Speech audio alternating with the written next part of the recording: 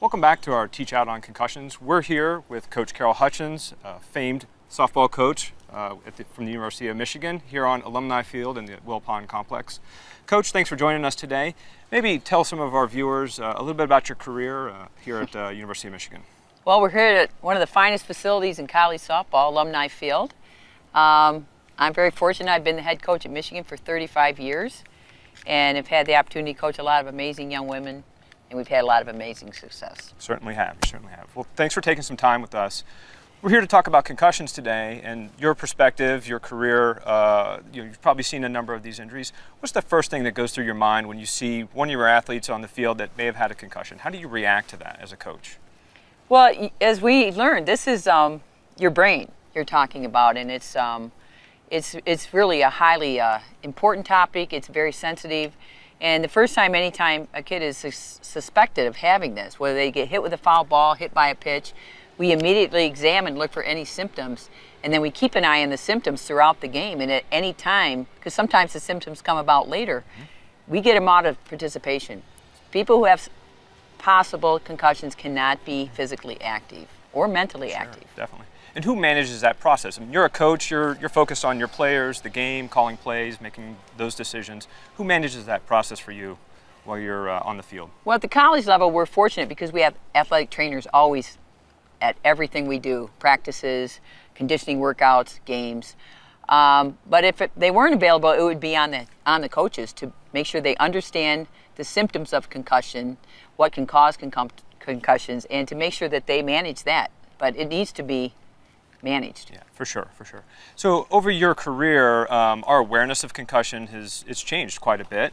Do you feel coaches at your level, maybe at other levels, are getting adequate training in this, awareness around the injury? Well, I can tell you that it has become on the forefront of what we do daily is make sure that we are paying attention to these things. Years past, concussions were never thought of, and I can look back on how many kids, and you look at many athletes who have come through and now are in their 30s, 40s, and 50s, and they talk about the concussions they had that were never managed, and you see a lot of problems. Nowadays, I think we are much more educated, as all the professionals that are involved with athletes need to understand concussion symptoms and protocol, and we are much better educated. We do a much better job of staying out front of it. Yeah, so certainly I think it sounds like you're receiving good training from the medical staff and the rest of athletics here. Do you think the athletes, do you think they respect the injury the way maybe someone that's a little more seasoned and has seen a few of these things, do you think they're respecting the injury now, reporting more frequently? Well, I think they'll look at it two ways. One, I don't want to take any chances with having anything further go wrong should I have a concussion. Or the other way they look at it is, I don't want to come out of playing. And so some kids will report it the minute they have a headache, and some kids are very likely to not talk about the symptoms until they've gone too far because they don't want to come out of competition. So it's important that we're educating them to the importance of how important this is, and that message really needs to start with the coaches. And we try to remind our kids, you cannot take any chance with this. You have to be honest, and we need to know if you have any symptoms. And we'll get you back as soon as we can, but you don't mess around with your brain. So, Coach, we talked a little bit about maybe athletes not willing to remove themselves, and certainly some of that is maybe in a practice where there's not so much on the line. They may be more likely to report. But what do you see maybe at a clutch point in a game, a really tight, maybe a playoff game or something like that? Do you see your athletes maybe withholding, trying to report an injury, or what's your response to that? Well, my response is athletes want to play, and they want to win. So anything that could take them out of it, they may or may not be forthcoming. And it's why we need to be trained to understand the symptoms.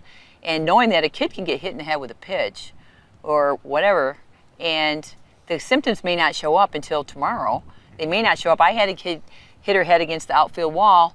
We started her the next game. She was fine, and by the second inning, we had to take her out because all of a sudden she had symptoms, and she reported them. But getting the student athletes to understand they have to be forthcoming because they don't want to go through life at some point and suffer the repercussions of concussions.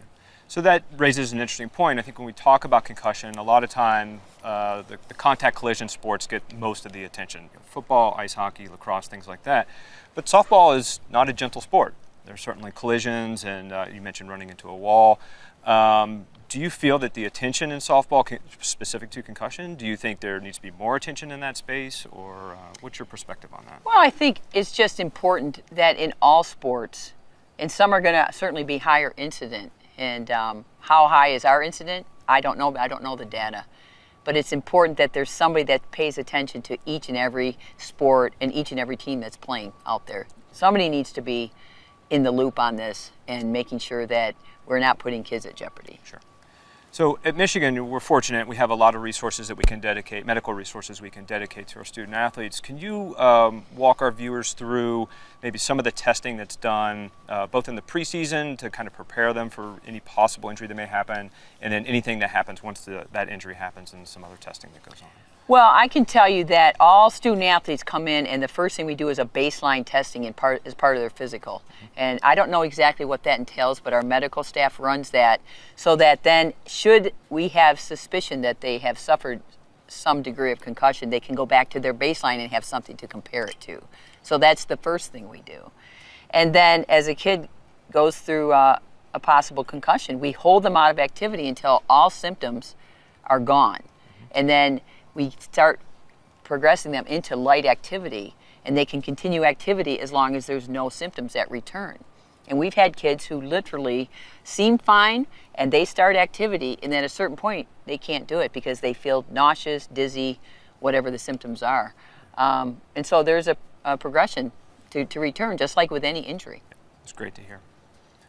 So, Coach, you've had a great career here at the college level, University of Michigan, but you travel the country recruiting players from the high school level. Talk about maybe some opportunities that you see at that level that they may not have the same resources that we have here at Michigan. Definitely nobody has the same resources that we have at Michigan, but everybody who is involved with young people's lives, and especially in athletics, needs to have an understanding of concussions.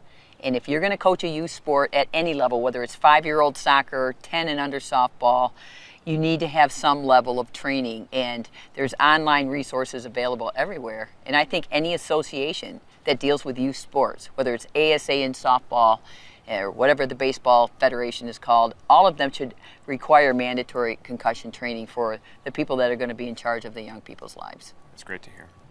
Coach, thank you for your time today and for the thoughtful answers you gave us. Thank you for access to your beautiful field.